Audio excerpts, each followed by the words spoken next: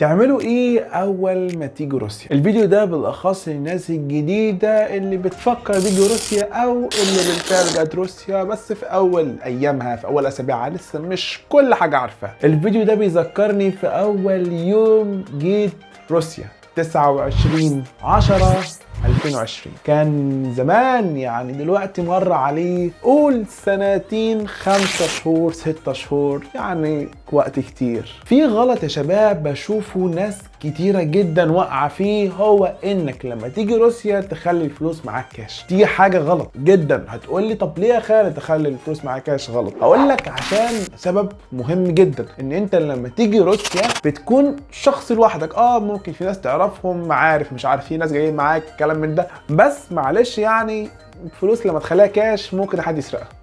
يعني عشان برضو نكون صريحين، صاحبك، زميلك، اي ممكن تتسرق مهما كان. انت في غربه وممكن اي حد يسرق فلوسك، فلو حد سرق فلوسك المتضرر هيكون انت، وهتقول بقى زميلي لا عمره ما يسرق مني، مش عارف ايه، وتخيل تسرق منك. فبلاش تخلي معاك فلوس كاش. اول ما تيجي روسيا اعمل حساب بنكي، سهل خالص انك تعمل حساب بنكي، مش لازم لغه روسيه، مش لازم اي بتنجان، يعني حاجه سهله. اعمل حساب بنكي، حط الفلوس في الحساب البنكي، والبطاقه بتاعتك ما تخليش حد يعرف البين كود بتاعتها، كلمه السر بتاعتها، غير انت بس ومثلا اهلك في مصر، وبس كده. يا جماعه لازم تخافوا من اي حد، علشان احنا لازم نكون يعني مأمنين نفسنا.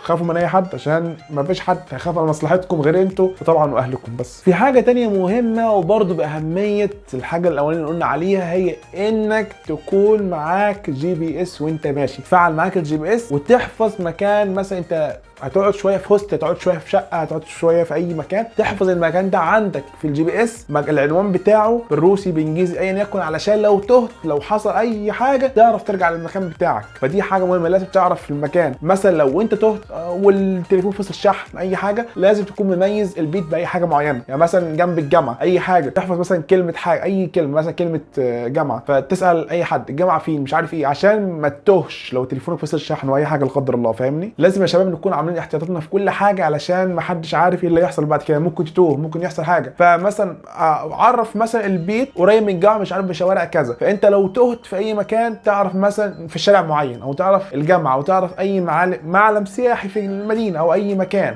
فعشان لما تسال حد تعرف توصل له، فتعرف توصل لبيتك. فدي حاجه مهمه. وطبعا حاجه برضو مهمه، تمشي معاك التليفون مشحون على طول، علشان زي ما قلت لك ما تتوهش والكلام من ده، ومعاك المترجم بتاعك، ومعاك الGPS بتاعك، والدنيا تكون مظبوطه معاك. ما حدش هينقذك لو انت تهت، ما حدش هينقذك لو فلوس اتسرقت منك، ما حدش هيعمل لك اي حاجه في حياتك. فخليك متمسك بالحاجه، خليك مركز، خليك مصحصح، عشان بجد لو حصل حاجه انت اللي هتندم. صدقني. حاولوا تركبوا مواصلات عامه، عندك الباص، الميكروباص، مش عارف ايه، الترام، الحاجات دي. بلاش تكاسي والحوارات دي، عشان ممكن تاكسي واحد او تاكسي مش خساره، بس لو عودت نفسك كل يوم هتركب تاكسي كل يوم كل يوم، هتلاقي الفلوس بتاعتك كلها طارت في الهواء. وده طبعا يطبق برضو على الاكل الجاهز. ما تاكلش كل يوم في كنتاكي، كل يوم في مش عارف ايه، كل يوم كل يوم كل يوم، هتلاقي برضو الفلوس بتاعتك طارت. عود انك تعمل اكل، او تجيب مثلا اكل بسيط من بره، مش اوفر يعني، عشان الفلوس ما تطرش. وخلي بالكم طبعا من الناس اللي مثلا ممكن تنصب عليكم، ممكن تبيع لكم حاجه بسعر غالي، ممكن تدي لكم خدمه بسعر غالي، ممكن اي حاجه. خلي يعني حرصكم دايما في اي حاجه، في اي حاجه، قبل ما حاجه تشتروها من محل او اي حاجه، وشوفوها في محلات تانية. قبل ما عايزين حاجه من حد، شوفوها عند كذا حد تاني، عشان برضو انتوا اولى بالفلوس دي كلها. وطبعا برضو حوار الشيبسيات والبيبسيات والاكل الجاهز كله، اللي هو من سوبر ماركت، شيبسي، بيبسي، بسكوت، مش عارف الحاجات دي كلها، برضو لو اتعودتوا عليها هتضيع كميه فلوس رهيبه. انتوا مثلا لو جعانين وعايزين اكل جاهز وحاجه سريعه، شاورما.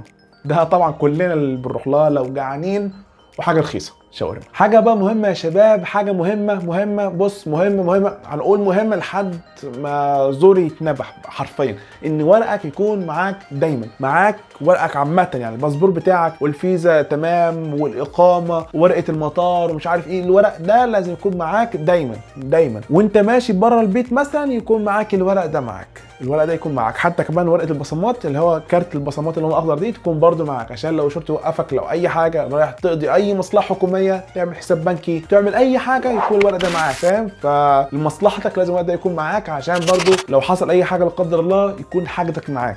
والورق ده لو اي حاجه منه ضاعت، اي حاجه حصل حاجه، توجه على طول للجامعه وقول لهم حصل كذا كذا في يوميها، او لو اتسرق منك اي حاجه اتجه للشرطه وقول لهم حصل كذا كذا. وخليك اول باول تعمل حاجه، ما تخليش الحاجه يعني تتراكم او تتنسي، فاهم؟ يعني مثلا لو ورقه المطار ضاعت منك، روح الجامعه قول لهم ورقه المطار ضاعت، يقول لك اعمل كذا كذا. باسبور ضاع منك، قول لهم حصل كذا كذا، فيقولوا لك اعمل كذا كذا. فالحوار لازم بسرعه تلحقه، ما تخليش الحاجه تنام منك، فاهمني؟ دي شويه نصايح يا جماعه قلتها كده على السريع، وان شاء الله الفيديو الجاي هتكون برضو بالتفصيل اكتر وكلام من ده. لو عندك اي حاجه عاوز تعرفها اكتبها لي في الكومنت تحت. وبس ما تنسوش بقى اللايك بقى والشير والكلام من ده. اشوفكم في فيديو جاي وبس. شكرا على المشاهده وسلام.